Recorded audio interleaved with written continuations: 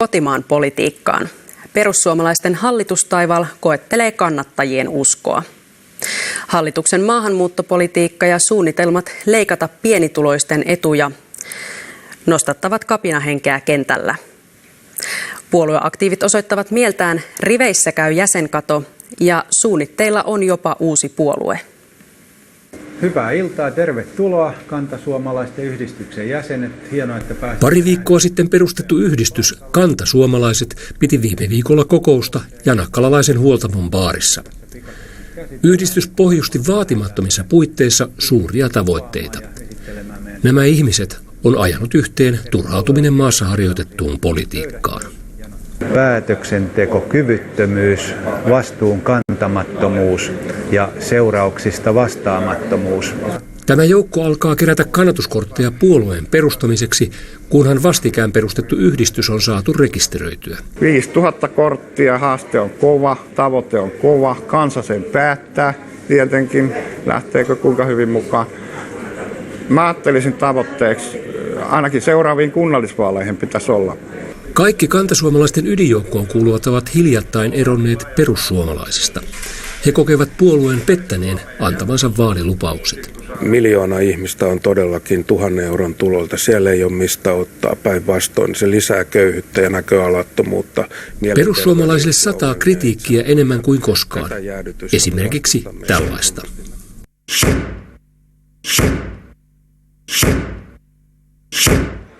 Perussuomalaisten kansanedustajat kertovat saavansa joka päivä tulikiven katkuisia sähköposteja kansalaisilta. Etenkin hoitohenkilökunta, poliisit, ymmärrän hyvin, että siellä ollaan katkeria, on paljon äänestetty perussuomalaisia, nyt on sunnuntailisät menossa, niin ei ne tykkää. Toisaalta tällaiset pienyrittäjät niin ovat kiitelleet. No niin, terve.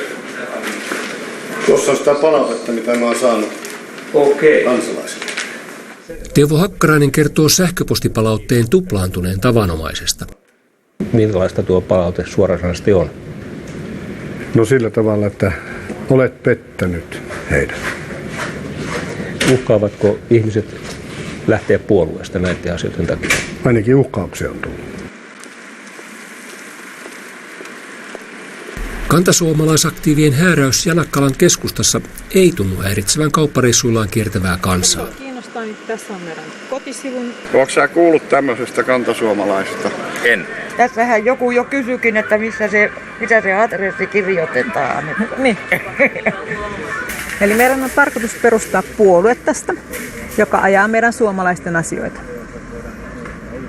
Meistä suurin osa oli perussuomalaisia. Niin. Ja kyllästyi tähän Timo Soinin takinkääntöön. Joo. Maahanmuutto. Se maksaa paljon. Perussuomalaisten kannattajien suurin pettymyksen aihe on hallituksen harjoittama maahanmuuttopolitiikka. No sitä palautetta on tullut kaikkein eniten.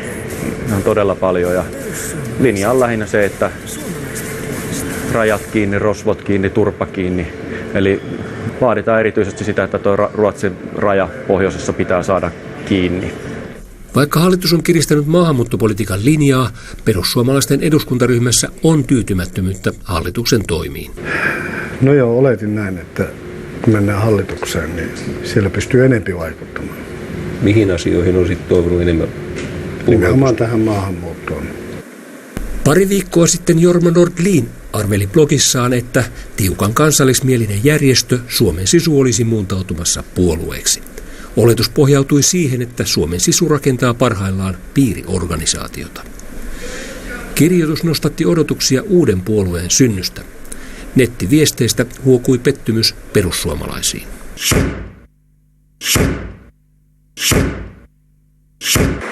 Suomen Sisua johtaa perussuomalaisten eduskuntaryhmästä toistaiseksi erotettu kansanedustaja Olli Immonen. Hän vakuuttaa, ettei Nordlinin olettamus pidä paikkaansa, vaikka Sisu perustaakin parhaillaan piiriorganisaatiota. Suomen Sisu aikoo jatkossakin jatkaa ja toimia puoluepoliittisesti sitoutumattomana kansalaisjärjestönä, joka yhdistää ihmisiä yli puolueen rajojen, eli emme ole siis aikeissa rekisteröityä puolueeksi. Janna Salmesvuori on kantasuomalaisten ensimmäisiä jäseniä. Hän kertoo eronneensa perussuomalaisista koettuaan, ettei puolue aja hänen kaltaistensa ihmisten etuja. Kenen asialla perussuomalaiset mielestä nyt on? Mun mielestä se on ihan täysin niin kuin mennyt niin kuin työnantajien mukaan, että meitä duunareita ei kuunnella yhtään mitään missään ja että meidän asioita ei niin kuin ajeta, vaikka alun perin piti niin tehdä. Kantasuomalaisten sanoma näyttää uppoavan Janakkalassa melko otolliseen maaperään. Mika Säynäjoki äänesti perussuomalaisia viime vaaleissa. Nyt puolueeseen suivautunut mies valmistautui osallistumaan hallituksen vastaiseen mielensoitukseen. Luultavasti osallistun. Eli se on ehkä ainoa tapa näyttää, että täällä ollaan kanssa tosissaan, että ei se tällä voi mennä. Ei muuta kuin onnea yrityksessä. Kiitos. Luultavasti mukana ollaan. Noniin. Hallituksen vastaiseen mielenosoitukseen saapui myös jonkin verran perussuomalaisia eri puolilta maata. Yksi heistä oli Raul Lehto, Ammattiliitto Proon luottamusmies, joka johtaa perussuomalaisten Kymenpiiriä. Onko tässä se vaara, että duunarikannattajat ottavat hatkat perussuomalaisesta puolueesta? Kyllä se on todellinen vaara. No, näkyykö se jo siellä Kymenpiirin kentällä? Onko teillä ihmisiä eronnut puolueesta? No siellä on muutamia yksittäisiä eroamisia, mutta ei mitään massaliikehdintää ei ole. Että ihmiset on aika odottavalla kannalla vielä kuitenkin. Vesa Simola on perussuomalaisten kunnanvaltuutettu Luumäeltä. Hän osallistui mielenosoitukseen AKT-lippujen alla. Miksi päätit lähteä tähän mielenosoitukseen? Hallituksen toimia vastaan osoittamaan mieltä. Vaikka olet perussuomalaisten jäsen? Kyllä, perussuomalaiset on toiminut väärin, että ei mene oikein. No, sinä olet Luumäellä kunnanvaltuutettu. Miten tämä vaikuttaa sinun suhteeseesi tuohon puolueeseen? Toistaiseksi olen, mutta kohta en enää ole. Vaihdan puoluetta. Vaihdat puoluetta? Niin. Olet päätöksesi jo tehnyt? Kyllä. Onko sinulla itsellä käynyt mielessä, että pitäisikö tässä vaihtaa puoluetta? Totta kai heti ensimmäiseksi se tuli mieleen, kun uutiset tuli, niin karmea raivo päällä. Ja mihin päädyit? Nyt yritetään tehdä työtä ja vaikuttaa ja sitten jos ei se auta, niin sitten täytyy miettiä, että onko puolueaktiivi vai AY-aktiivi. Kansanedustaja Maria Tolppanen seurasi Rautatientorin mielenosoitusta kokeneen AY-aktiivin silmin. Hän ei ottanut kantaa hallituksen leikkaussuunnitelmiin. Sen sijaan hän muistutti.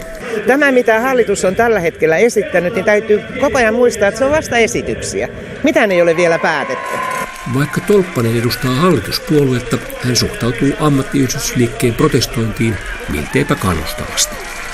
Nyt on ammattiyhdistysliikkeen vuoro näyttää voimansa. Suomi ei pärjää ilman perussuomalaisia. Me menemme hallitukseen.